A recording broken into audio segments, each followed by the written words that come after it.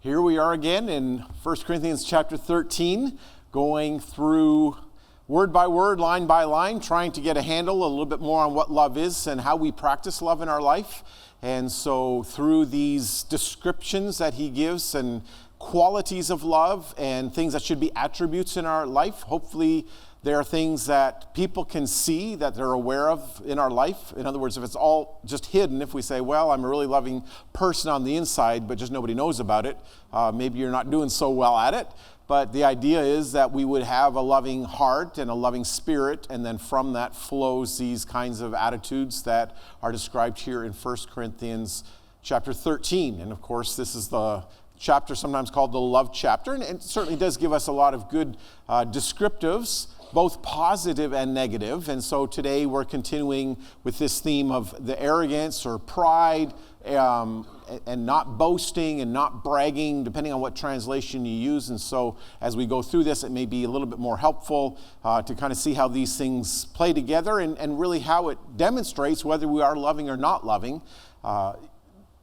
And hopefully maybe by the end we would kind of understand a little bit more about that, because we think, well, just because I'm a little bit arrogant or I'm a little bit boastful or I talk about myself too much, how is that not loving towards you? But, you know, I think we kind of understand maybe when we are around those people that it does not really come across like they really care about us, because all they really care about is themselves. They don't care about our needs or our feelings or things that are happening in our life, because they're just so busy thinking about themselves. And maybe how this falls out and how this is described and how this actually works in life, it's kind of interesting to consider.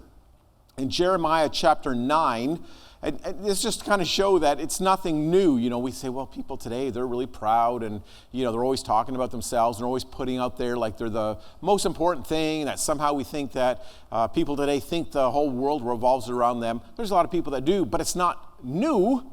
Okay, this has been around for a long time. So way back in Jeremiah's day, here he's trying to, and who's he talking to? It's mostly religious people, maybe more than that, religious leaders.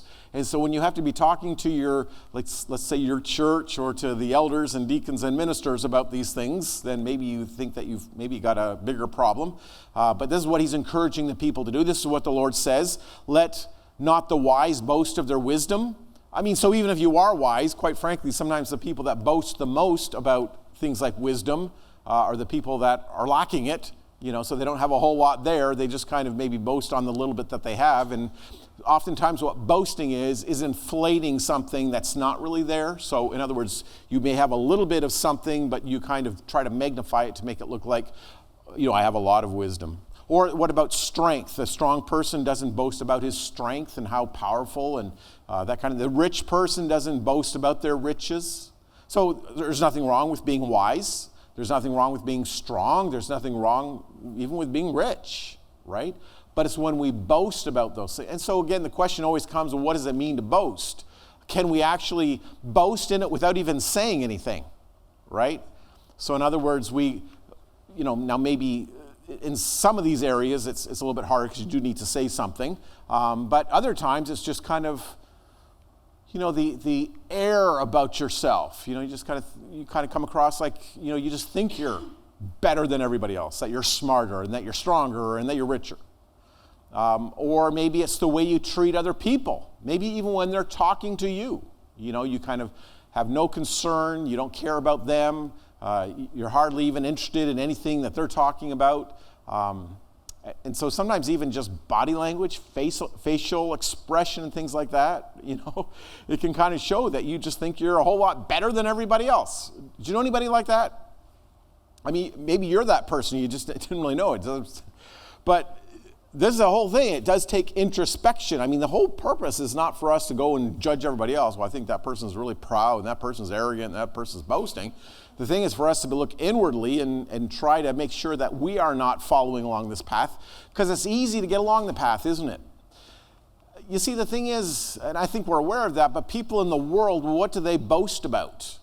Well, they boast about how wise they are, how much they know, how educated they are, how much schooling they have, how many letters they have behind their name, or sometimes a few letters in front of their name. I mean, I've got letters in front of my name, like MR, all right? It's as close as I get. But anyway, so, you know, they boast about about the things of the world. They boast about how much they have, how much they've done, how much they've accomplished, how strong they are, how rich they are. I don't think we do that so much in the church. Well, not so much about the world, but what do we boast about? And again, is there anything wrong with knowing the Bible? Well, no, I think we should know the Bible. Can we sometimes come across as pretty arrogant, pretty haughty, pretty boastful? Well, I just know a whole lot more Bible than you people. You guys just hardly know anything. But me, I understand. I'm the scholar. And maybe I have been gifted with a good memory, or maybe you have, because I haven't. But maybe you have been gifted with insight and with wisdom, and that's fine. Just don't boast about it. Well, you don't know how much I've done for the Lord. All this work. I'm strong in the Lord. So again, we're not boasting about worldly wisdom, worldly strength, or even worldly riches.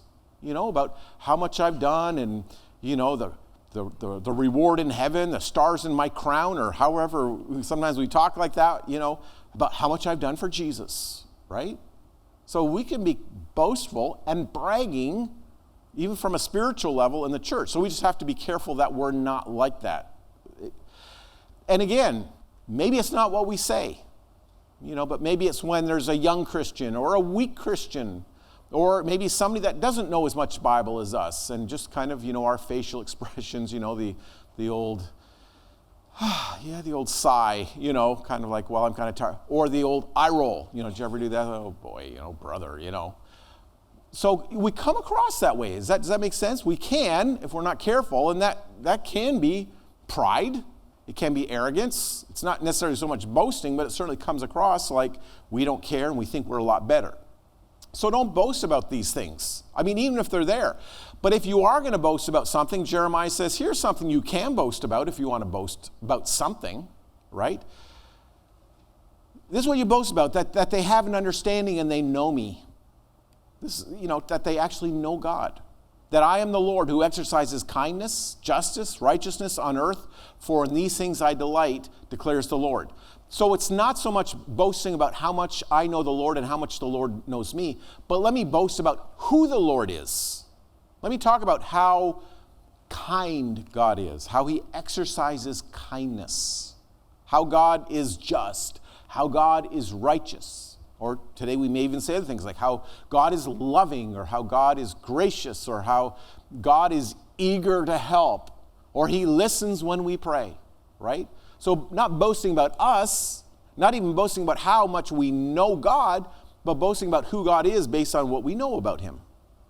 Maybe boasting on how God has worked in my life, right? Not to say he's worked in my life because I'm better than you. Maybe it's he's worked in my life because I've been struggling a lot.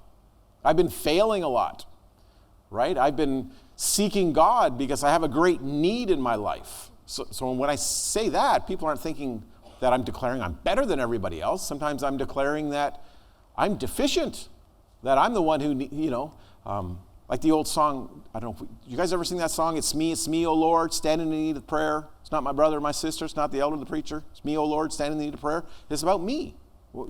What's God done in and through my life? What's God willing and able to do in the lives of anyone that seek him? So this is what he's talking about, the qualities of God. I'm going to boast about God, who he is, and the qualities that he has. So boasting, is what we can do when we talk about who God is. And this is what Paul said, didn't he? He says, I don't boast about who I am and my greatness. I boast in, what does he say, like the cross of Christ. The cross? You boast about the cross of Christ? That's nothing to be proud of, is it? Well, in a way, I'm so thankful that Jesus was willing to die for me. I'm willing to be humbled before God because of his great love and because of his mercy through Jesus Christ, through the cross. And so these are the things that are important about this relationship we enjoy with God. So 1 John speaks about this idea of pride. So again, this is the New International Version. 1 John chapter 2 and verse 16, everything in the world, the lust of the flesh, the lust of the eyes. And then the third one is the pride of life. So John seems to say, we can categorize, just about all of the sins that people can commit in one of these three general categories. Kind of what you see, the lust of the lust of the eyes, or what your desires are, your passion, the lust of the flesh. Or the third thing, just things that feed my ego, feed my pride, feed who I maybe am trying to become, right? It feeds something about this idea of being proud. They don't come from the Father, they come from the world. And again, we see that being revealed in the temptation in the garden with Adam and Eve, the temptation in the wilderness with Jesus, the lust of the flesh, the lust of the eyes, and the pride of life. And so this is the idea of the pride that we've got to overcome. It's just, a part of the human experience, is a part of the world. It's so easy to get caught up into.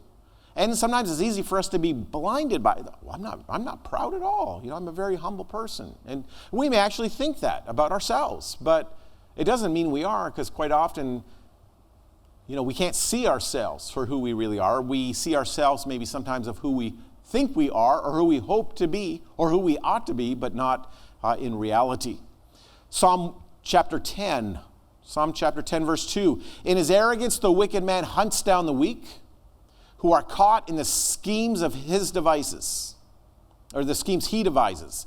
He boasts about the cravings of his heart. He blesses the greedy and reviles the Lord. In his pride, the wicked man does not seek him. The wicked man does not seek the Lord. Why? In all his thoughts, there's no room for God. And so that's almost like the picture of pride. Someone who just thinks about themselves, trying to get ahead, sets up plans and schemes so that he can trick and trap and put other people in a position where he can use them and take advantage of them. And then somebody who has no room.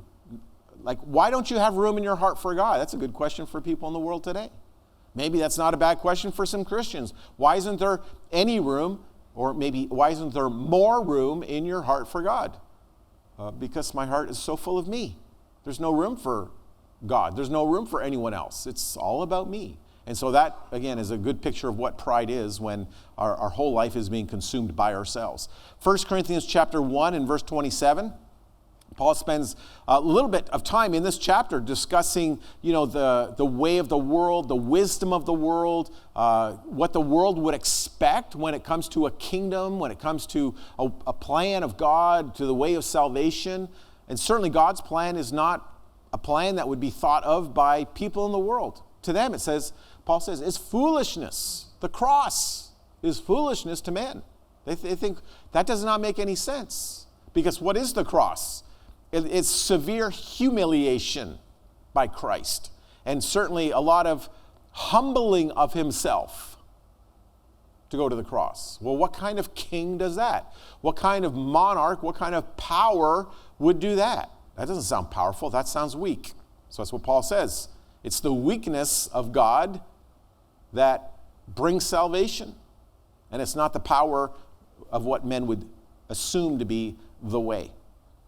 So God chose the foolish things of the world to shame the wise. There's not going to be a lot of wise people saying, this is the way I would have done it, or even this is the way that I'm going to follow. And maybe that's why today the cross and the gospel and Jesus Christ is still an offense to people. They think, that doesn't make any sense. I wouldn't want to follow a God like that. But it's to shame the wise. Maybe we would say it's to humble the wise. God chose the weak things of the world to shame the strong. So God's not looking for all of our wisdom and all of our strength. What he's looking for is our humility and our weakness, and say, I'm going to submit to you. And through the weakness that Christ displayed in his life brought the power of salvation through the cross and through the resurrection. He goes on to say this in the next verse. God chose the lowly things of the world, or we'd say the humble, the lowly things of the world, and the despised things, and the things that are not, to nullify the things that are, so that no one may boast before God. So no one's going to stand before God and say, I did it, it was my strength, it was my wisdom, I'm pretty smart. No, all of this is to say it's God's wisdom and God's power that did this. It's nothing of ourselves. We just humbled ourselves before God and submitted to his plan.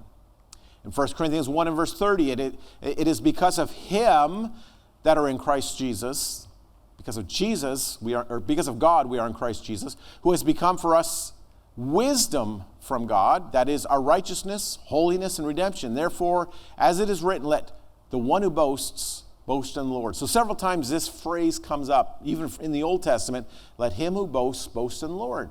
And so we say this is where we find our strength. This is where we find our wisdom, and this is where we find our life is in the Lord. It's not in ourselves or anything that we've done or anything that we can take pride in.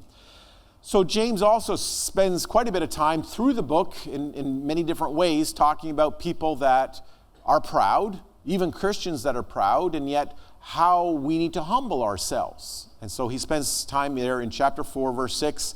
But God gives us grace. That's why the scripture says God opposes the proud. God is against the proud. God is expecting us to humble ourselves. And when we do that, it says he shows favor, or he will bless us, or he will be with us when we're humble. So if we want to be proud, we have to realize that God is opposed. Like, that's a strong word. And sometimes I think, at least me, when I read the verse without thinking much about it, because maybe we've read it so often, you don't really think about what does oppose mean. Oppose means God is against us. God's like on the other team. God is fighting against us, right? When we think about, something like the Super Bowl coming up. Well, who's the opposing team? They're not the friends that we have. Who's the opposing enemy when you're in a military conflict? They're the people that are trying to do you in. They're the people that are fighting against you. So if God's opposed to us when we're proud, humility is not an option. It's not like, well, it's good to try to be humble because you'll be happier. He's kind of saying, if you continue to be proud, you're going to be dead. Forget about trying to be happy. It's going to be over. Like, God's opposed to us. And so we humble ourselves before God because he is the one who's worthy to be worshiped. He's the one worthy to be honored. He's the one worthy of our submission and our worship. And in a way, that's what worship is. When we come together here to worship, it's to, we would say, bow the knee before God, where we would recognize who he is and that we humble ourselves before him because he is worthy to be praised. James 4, verse 10, humble yourselves before the Lord, and he will lift you up. So here's another promise. When we submit ourselves to God, and we are willing to listen to God and to allow him to have control in our life, and we don't fill our lives with pride, because what would pride do? Pride would question God. Pride would reject God. Pride would think, I've got maybe a better way, or at least a different way than what God has. But humility would say, God, you are the supreme being. You are the master, the ruler. You are the Lord. You are the creator of all things. You are the way of salvation. I'm going to submit my life and my will and my thinking. I'm going to submit everything to you, and I'm going to follow your way. And when we do that, then that's when God blesses us. So this is completely opposite, as it is a lot of things that Jesus said, the opposite. So if you want to be truly great, what must you be? A servant. Well, that doesn't make sense, does it? Well, if you want to be lifted up, what do you have to be? You have to go low, right? But it doesn't make sense. If I want to be lifted up, if I want to be exalted, I have to exalt myself. If I don't exalt myself, who's going to exalt me? Right? The people around me they're trying to exalt themselves. They're not going to think about exalting me. How am I going to get exalted? Well, I'm going to have to work on this myself. But James says, no, just humble yourselves before God. God will exalt you. God will exalt you. He will lift you up. And so this is the idea of humility. And that says, as it is, you boast and you brag, and all such boasting is evil, in verse 16. Right? So this is the opposite. We're trying to exalt ourselves. But what does he say about it? Again, pretty strong word, isn't it? We just think, well, it's just not it's not a kind thing to do. It's actually, 1 Corinthians 13 would say it's not loving. But James is pretty straightforward when he talks about attitudes. Not just stuff you do, but the attitude of the heart. This idea of boasting and bragging, he says it's evil. That's a strong word, isn't it? I just thought it was just a small minor character flaw. Oh, no, he says it's evil. And so, again, this is quite the opposite to what Corinthians is trying to discuss when it says that love is and love is not. And so this is why, if we're going to really love people, right, we are humble. We are not arrogant. We're not proud. We don't brag and we don't boast and we don't inflate ourselves. Because we realize that loving people is not about what I can get out of it. It's what I can do to help somebody else. And when I go into loving people and I'm only thinking about my needs, my desires, my wants, my passion, just whatever it is, if it's all about me, then it's not love. At least not love for the other person. Who's it love for? Love for me. All I think about is myself. All I ever care about is myself. All I ever plan, I'm just planning stuff for me, for my success, for my happiness, for my exaltation, all about me. But he's saying, no, love is much different. It's selfless. Matthew 23 and verse 12. And this is Jesus, and he says this several times, again, in different situations. Here he's talking to the religious leaders. He says, those who exalt themselves will be humbled, and those who humble themselves will be exalted. Right? So this is the picture that Mark shows us. He uses something very, very similar to this. I believe it's about Mark 10, where there was two men that went to the temple to pray, and one was a Pharisee. And he prayed about how good he was and all the things that he'd accomplished and all the rules that he had kept and how proud God must have been of him. And then there was the sinner, sometimes called a publican, or maybe it's a tax collector, depending on what your translation would say. But he was unwilling even to lift his eyes to heaven. So he just bowed down in humility. And he said, Lord, be merciful to me, a sinner. So this is the picture. And in that context, Jesus said the same words, right? That he who exalts himself will be humbled. This religious leader who thought that he was so much better than everyone else because of his piety, because of his religious tradition, because of his worship, because maybe his good deeds he did in the neighborhood, he helped the poor, whatever it was. He thought he was better than everybody else. And God said he's going to be humbled. He thinks he's really good, he's proud, but he's going to be humbled. But it was the man who recognized his need, who humbled himself before God. He is the one who's exalted. And that's why love expresses itself through humility and through this idea of thinking about others more than we even think about ourselves. 1 Peter chapter 5 and verse 5. All of you, so again, we can figure out who that is. That's all of us. Peter's writing a letter to Christians. He's saying all the Christians, all the people, everyone in the church, all of us. Clothe yourselves with humility. So again, it's a picture of something we put around us, something we cover ourselves with, something that becomes a part of us. Maybe it's a part of protection. Okay? Clothe yourselves with humility towards one another, because God opposes the proud, but shows favor to the humble. So over and over again, this same kind of statement is made about God opposing. He's against those people that are proud. And so this is the reason we do need to be humble. So humbling ourselves shows our love for God. Again, it's kind of foolish for us to think that we'd stand before God proud in ourselves, like somehow, like we're smarter than God, or we're more powerful than God, or we've done more good than God. That doesn't make a lot of sense. And maybe we find it easy maybe to humble ourselves before God. Sometimes before other people, a little bit more of a challenge to humble ourselves before others. So we have to be careful that we don't get proud in our relationships. This is why love is not proud. Because love, regardless of the situation, is concerned about other people. It's not always concerned about, do other people deserve this? In other words, maybe I am smarter than other people. Or this other person. Let's just talk about one person. Well, maybe I'm smarter than they are. Maybe I have done more than they've done. Maybe I have lived a better life. Maybe I am a stronger Christian. right?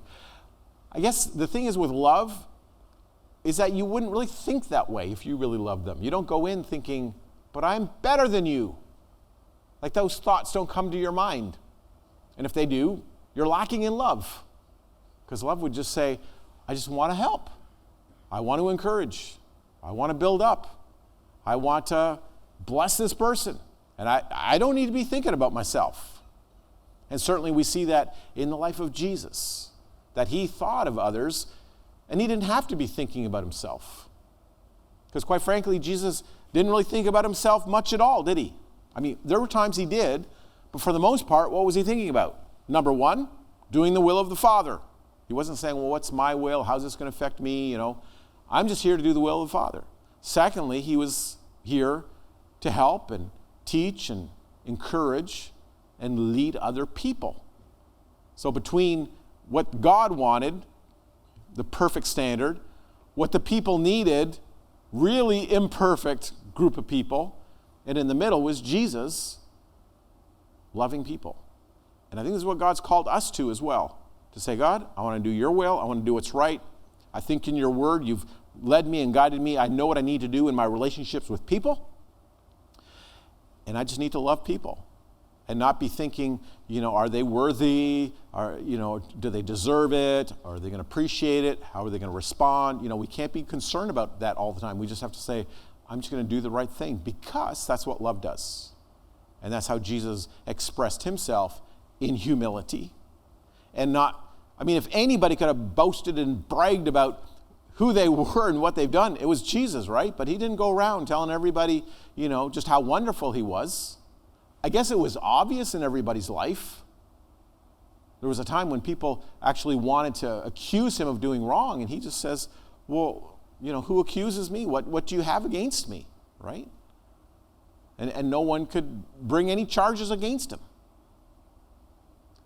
But that was not the mode of his life. He was just here to serve. He was willing to humble himself. And so that's the picture of love through Jesus, fulfilling this attribute that love does not boast, love does not brag, love does not swell up with arrogance and with thinking about self. It was emptying self and serving others. If we can encourage you tonight in your walk with Christ, if we could be a blessing to you today, let us know. We're going to stand, we'll sing this song, and when we're singing, you can let us know how we can serve you tonight.